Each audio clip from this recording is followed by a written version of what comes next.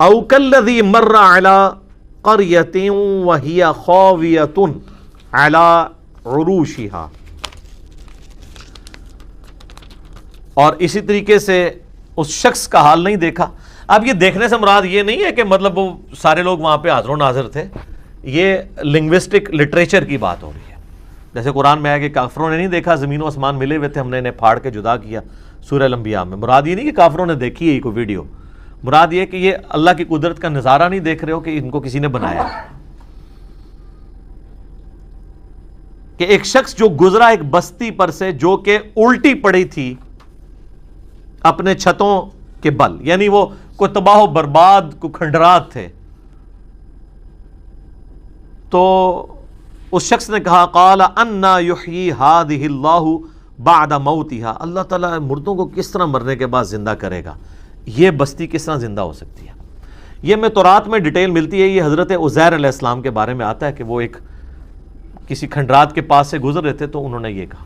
بعض کہتے ہیں کہ یہ لٹریچر کی زبان میں بات ہے، انہوں نے اپنی مردہ قوم کو مخاطب کر کے کہا کہ اتنی مردہ قوم ہو چکی ہے، دوبارہ اسے عروج کیسے ملے گا. تو دونوں باتیں درست ہو سکتی ہیں، ہم تو دونوں قائد کو صحیح سمجھتے ہیں. تو اللہ تعالیٰ فرماتا ہے فَأَمَاتَهُ اللَّهُ مِئَةَ عَامٍ ثُمَّ بَعَثَهُ، تو اللہ تعالیٰ نے 100 سال کے لیے اسے موت دے دی. نیند بھی موت کی بہن ہے نا، اس کے بعد اٹھا لیا. وہ نیند بھی ہو سکتی ہے اور فزیکل موت بھی ہو سکتی ہے. جیسے اللہ تعالیٰ نے اصحاب کہف کو تو 300 سال کے لیے سلا دیا تھا. 300 جو ہے وہ عیسوی اعتبار سے اور 309 ہجری اعتبار سے، یعنی لیونر کیلنڈر کے اعتبار سے. قال کم لبثت، تو جب اللہ تعالیٰ نے اسے اٹھایا نا حضرت عزیر علیہ السلام کو، تو اللہ نے فرمایا ہاں بھی کتنا عرصہ تم یہاں پہ تیرا گزرا ہے. قال لبثت یوما او بعض یوم، تو انہوں نے کہا یا تو میں پورا دن یہاں پہ سویا رہا ہوں یا دن کا کچھ حصہ. قال بل لبثت 100 عام، اللہ تعالیٰ نے فرمایا نہیں، تم تو 100 سال کے لیے یہاں پہ لیٹے رہے ہو. فانظر الی طعامک وشرابک لم یتسنہ، دیکھ اپنے کھانے پینے کی چیزوں کی طرف، کوئی خراب بھی نہیں میں نے ہونے دی. 100 سال تک کھانے پینے کی چیز بھی اپنی اصلی حالت میں موجود ہے. وانظر الی حمارک، اپنے گدھے کی طرف دیکھ. گدھا جو ہے وہ مر کے اس کی ہڈیاں بھی آ چکی ہوئی تھی. ابھی بڑے مزے کی بات ہے، اللہ تعالیٰ چاہتا تو گدھے کو زندہ رکھ سکتا تھا، خوراک کو خراب کر دیتا اور کہتا دیکھ یہ خراب ہوئی خوراک جو ہے میں اس کو کس طرح ٹھیک کرتا ہوں. تو کسی کے دماغ میں یہ بات آ سکتی تھی کہ گدھا 100 سال کی عمر کا بھی ہو سکتا ہے یا وہ لمبی عمر کا بھی ہو سکتا ہے. کھانا تو ایک ٹائم سے دوسرے ٹائم تک نہیں چلتا، الا یہ کہ آپ کسی ٹھنڈے علاقے میں ہو. تو اللہ تعالیٰ نے کھانے کو 100 سال تک، یہ ہے معجزہ، کھانے کو 100 سال تک ٹھیک رکھا ہے، گدھے کو مار دیا. اور آگے دیکھیں کیا الفاظ ہیں. وانظر الی حمارک، اپنے گدھے کی طرف دیکھ. وَلِنَجْعَلَكَ آیَةً لِلنَّاسِ، ہم اسے لوگوں کے لیے نشانیاں بنا دیں گے اور تیرے لیے بھی.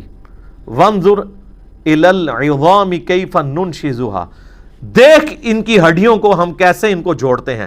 ثم نکسوها لحما، پھر اس پہ کیسے گوشت چڑھاتے ہیں. سر یہ منظر تو حضرت عزیر نہیں دیکھا ہے، حالانکہ یہ روزانہ ہو رہا ہے انسان کے کیس میں بھی، جانداروں کے کیس میں بھی، لیکن وہ فزیکلی سامنے نظر نہیں آ رہا ہوتا اور اس کا ایک ٹائم پیریڈ ہوتا ہے. انسان کے کیس میں آلموسٹ 9 مہینے لگتے ہیں، ہاتھی کے کیس میں 22 مہینے لگ جاتے ہیں، لیکن یہ سیکنڈز میں ہوا ہے کہ وہ ہڈیاں تھیں ان پہ اللہ نے ایسے گوشت چڑھایا، ایک دم سامنے گدھا سامنے آ گیا. ٹھیک ہے، اللہ اکبر. اچھا، اللہ تعالیٰ اس ساری چیزوں کو نشانی بنا کے ایک پیغمبر کے سامنے پیش کر رہا ہے، اس کا ایمان مضبوط کرنے کے لیے کہ اللہ کے لیے مردے کو زندہ کرنا کوئی مسئلہ نہیں ہے. تو مجھے بتائیں اگر پیغمبر خود ہی مردے زندہ کر لیتے ہوتے تو اللہ تعالیٰ ان کو یہ کر کے کیوں دکھا رہا تھا؟ تو بابے کدھر؟ عزیر علیہ السلام کو طاقت نہیں سی کہ مردہ زندہ کرنا، تو شیخ عبدالقادر جیلانی نے کہ تو مردہ کھلا لیا ہے. تو اسی لیے آپ کو ٹھیک قرآن نہیں پڑھنے دیتے. قرآن پڑھتے یہ بھی تو دماغ میں آپ کے خیال آئے گا نا کہ بھی عزیر علیہ السلام کو تو اللہ تعالیٰ مردے کو زندہ کر کے اس گدھے کو بتا رہا ہے کہ دیکھ اس طرح میں مردے زندہ کروں گا. اگر عزیر علیہ السلام خود ہی کر لیتے ہوتے تو اللہ کو بتانے کی ضرورت ہی نہیں تھی. تو بابے نے کہ تو مردے زندہ کر لینے نے. اگر کوئی سمجھتا ہے کہ کسی بابے کو کہ وہ مردہ زندہ کر سکتا ہے تو اس بابے کو شہید کرتے ہیں, خود اپنے آپ کو زندہ کر کے بتائے, کسی اور نے نہیں نا, کیوں کسی معصوم دی جان لئیے, جنہیں مصیبت کھڑی کی تھی وہ کیوں نہ لے جائے, جان چھڑائی جائے, وہ کو سٹامپ پیپر لکھوا لو کہ میں اگر دوبارہ زندہ ہونا ہے تو میرا خون معاف ہے. تو کوئی بابا نہیں جو تیار ہونے لگا مردہ زندہ کرنے واسطے, سارے کہیں گے جی توبہ, کوئی نہیں زندہ ہوتا ہے, ایویں کہانی ہے. اپنی جان کو دینے کے لیے کہاں سے تیار ہو جاتا ہے. تو دیکھ پھر ہم کس طریقے سے اس کے اوپر گوشت چڑھاتے ہیں. فلما تبین لہ, جب ان پہ یہ حقیقت کھل گئی, قال اعلم ان اللہ علی کل شیء قدیر, انہوں نے کہا میں نے خوب جان لیا کہ اللہ تعالیٰ ہر چیز کے اوپر قادر ہے. یعنی اس کو کہتے ہیں حق الیقین. ایک ہے علم الیقین, عین الیقین, اور ایک ہے حق الیقین. یہ حق الیقین ہے آخری درجے کے اندر.